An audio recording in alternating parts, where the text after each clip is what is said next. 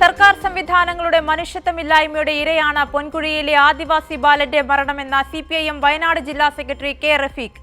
കുറ്റക്കാർക്കെതിരെ നടപടി സ്വീകരിക്കുകയും കുടുംബത്തിനാവശ്യമായ സഹായങ്ങൾ സർക്കാർ ചെയ്യുകയും ചെയ്തില്ലെങ്കിൽ ശക്തമായ പ്രക്ഷോഭം ആരംഭിക്കുമെന്നും കെ റഫീഖ് പറഞ്ഞു. പൊൻകുഴിയിൽ സൈക്കിളിൽ നിന്ന് വീണ് ചോര വാർന്നൊലിച്ചു മരിച്ച ആദിവാസി ബാലൻ മനുവിന്റെ മരണത്തിന്റെ ഉത്തരവാദികൾ വാഹനമുണ്ടായിട്ടും മണിക്കൂറുകളോളം മനുവിനെ ആശുപത്രിയിലെത്തിക്കാത്ത പോലീസാണെന്ന് സിപിഐഎം ജില്ലാ സെക്രട്ടറി കെ റഫീഖ് ആരോപിച്ചു. മനുവിന്റെ മരണത്തിന് ഉത്തരവാദികളായ പോലീസുകാർക്കെതിരെ നടപടിയെടുത്തില്ലെങ്കിൽ സിപിഐഎം ശക്തമായ പ്രക്ഷോഭം ആരംഭിക്കും. കാരണം പോലീസ് അവിടെ ഉണ്ട്. ആ കുഞ്ഞിനെ യഥാസമയം ആശുപത്രിയിൽ എത്തിച്ചിരുന്നുവെങ്കിൽ ആ കുട്ടിയുടെ ജീവൻ രക്ഷിക്കാൻ വേണ്ടി സാധിക്കുമായിരുന്നു. പോലീസിന്റെ ഭാഗത്തുണ്ടായിട്ടുള്ള ക്രിമിനൽ സ്വഭാവത്തോടു കൂടിയിട്ടുള്ള കുറ്റകരമായ ഈ പ്രവർത്തനത്തെ സംബന്ധിച്ച് കൃത്യമായ അന്വേഷണം നടക്കണം. അവരെ അന്വേഷണ വിധേയമായി സസ്പെൻഡ് ചെയ്തുകൊണ്ട് അടിയന്തരമായി അന്വേഷിച്ച് അവർക്ക് അർഹിക്കുന്ന ശിക്ഷ നടപടികൾ അവരുടെ പേരിൽ ഉണ്ടാകണം.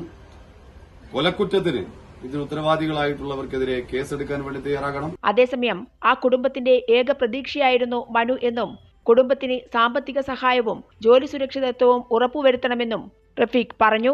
കള്ളാടി ദുരന്തത്തിന് കാരണം സർക്കാരിന്റെ അനാസ്ഥയാണെന്നും റഫീഖ് കൂട്ടിച്ചേർത്തു. കുടുംബത്തിന്റെ പ്രതീക്ഷയായിരുന്നു ആ മനു എന്ന് പറയുന്ന മകൻ.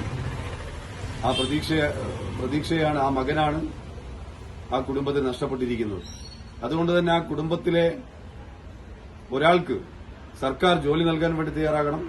അടിയന്തരമായി സാമ്പത്തിക സഹായം നൽകാനും സംസ്ഥാന സർക്കാർ തയ്യാറാകേണ്ടതായിട്ടുണ്ട്. മണ്ണ് മാറ്റണമെന്ന് നിർദ്ദേശമുണ്ടായിട്ടും അത് മാറ്റാൻ സർക്കാരിന് സാധിച്ചിട്ടില്ല.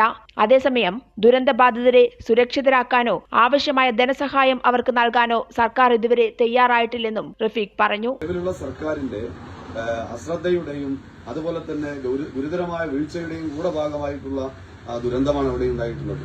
പക്ഷേ അവർക്ക് ആവശ്യമായ പണം കൊടുക്കണം.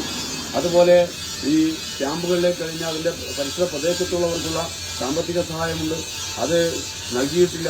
അപ്പൊ ഇത്തരത്തിലുള്ള കാര്യങ്ങൾ സുരക്ഷിതത്വം ഉറപ്പുവരുത്തിയിട്ടില്ല. ഇപ്പോഴും അവർ ഭീതിയിൽ കഴിയുകയാണ്.